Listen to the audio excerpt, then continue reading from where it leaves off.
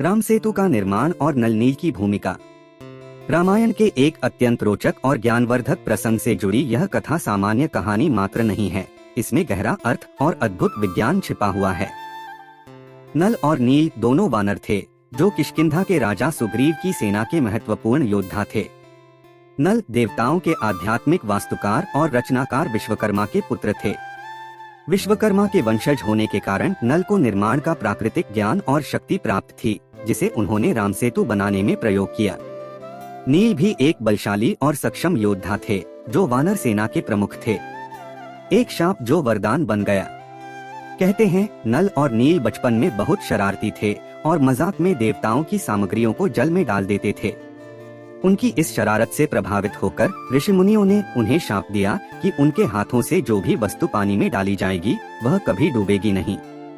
यह शाप उनके लिए एक समय पर समस्या बन गया था, लेकिन जब राम और वानर सेना को लंका पहुंचने के लिए समुद्र पार करने का संकट आया, तो यही शाप वरदान बन गया। जब राम और उनकी सेना लंका जाने का उपाय सोच रहे थे, तब समुद्र को पार करने का प्रश्न उठा। समुद्र देवता राम के सामने समुद्र को विभाजित करने के लिए तैयार नहीं हुए। तब राम ने वानर सेना को समुद्र पर एक पुल बनाने का आदेश दिया। नल और नील ने अपनी इस अद्भुत शक्ति का प्रयोग करते हुए बड़े बड़े पत्थरों को समुद्र में फेंका, जो डूबने की बजाय पानी पर तैरने लगे।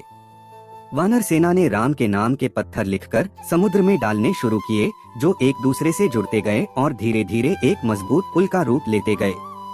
यह पुल राम सेतु के नाम से प्रसिद्ध हुआ, जो भारत के रामेश्वरम से लंका तक फैला हुआ था।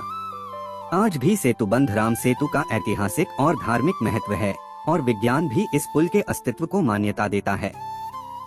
राम सेतु के निर्माण की कहानी सिर्फ एक आध्यात्मिक कथा नहीं है, बल्कि इसमें विज्ञान भी छिपा है। पानी पर तैरते पत्थर और वानर सेना की सहायता से पुल बनाना प्राचीन विज्ञान का प्रदर्शन था। यह बताता है कि भक्ति, ज्ञान और समर्पण से किसी भी संकट का हल निकाला जा सकता है।